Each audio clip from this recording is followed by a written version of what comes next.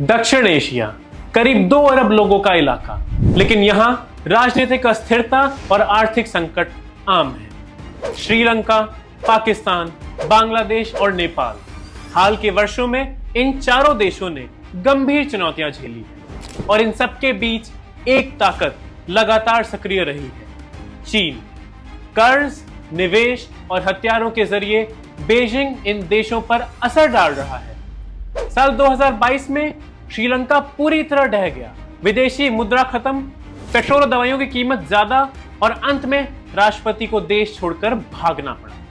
कारण थे गलत नीतियां और भारी कर्ज। चीन के बंदरगाह और प्रोजेक्ट यहां विवाद का बड़ा मुद्दा बन गए थे। पाकिस्तान में भी हालत स्थिर नहीं रही। इमरान खान की सरकार गिरी और देश में बड़े पैमाने पर विरोध और हिंसा हुई।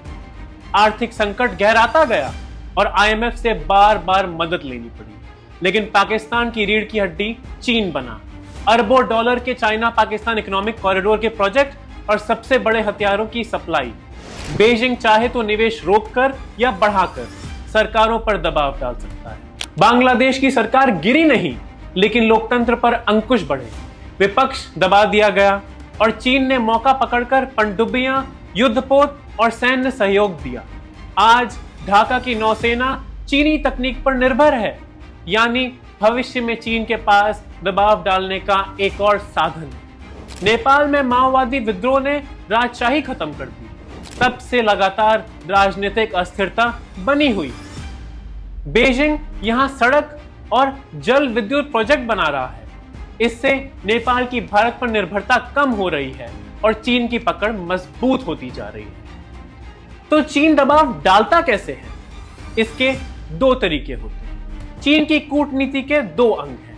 पहला, अर्थव्यवस्था, कर्ज और प्रोजेक्ट के जरिए देशों को बांधना, जरूरत पड़ने पर पैसा रोक देना। दूसरा, सेना का बल, हथियार और ट्रेनिंग देकर रक्षा तंत्र को अपनी तकनीक पर निर्भर बना देना। अब सवाल उठता है, क्या भारत में भी ऐसा हो सकता है? क्या भारत को भी चीन के आगे घुटने टेकने पड़ सकते हैं भविष्य में? भारत बड़ा है, अर्थव्यवस्था तेजी से बढ़ रही है, लेकिन चुनौतियां हैं। बेरोजगारी, असमानता, राजनीतिक ध्रुवीकरण और संसाधनों की कमी। अगर ये संकट एक साथ बढ़े तो अस्थिरता संभव है।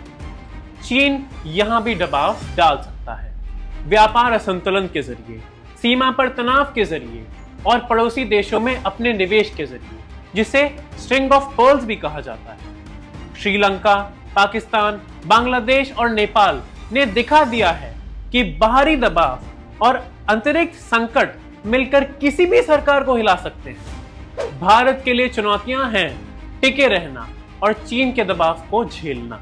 हाल ही में प्रधानमंत्री मोदी ने चीन के साथ फिर से अच्छे संबंध बनाने की पहल की है।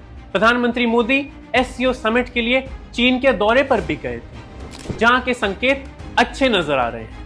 चीन, रूस और भारत एक होता हुआ नजर आ रहा है, लेकिन इसी बीच हमें इस बात को भी नहीं भूलना है कि पहलगाम हमले के बाद भारत पाकिस्तान के बीच में जो लड़ाई हुई, उसमें बहुत से हथियार जो पाकिस्तान के जरिए इस्तेमाल किए गए थे, वो उन्हें चीन ने ही बेचे थे और पाकिस्तान को हर युद्ध के दौरान किसी न किसी तौर पे, औपचारिक और अनौपचारिक तौर पर चीन से आर्थिक मदद मिलती रही है। तो चीन के साथ संबंध अच्छे करते समय हमें इस बात का भी ध्यान रखना पड़ेगा कि समय बदलते देर नहीं लगती है और चीन का रवैया बदलते हुए भी देर नहीं लगती है। अंत में चीन का खेल सिर्फ कर्ज या हथियारों का नहीं है, यह पूरे एशिया में शक्ति संतुलन को अपने पक्ष में मोड़ने की कोशिश है।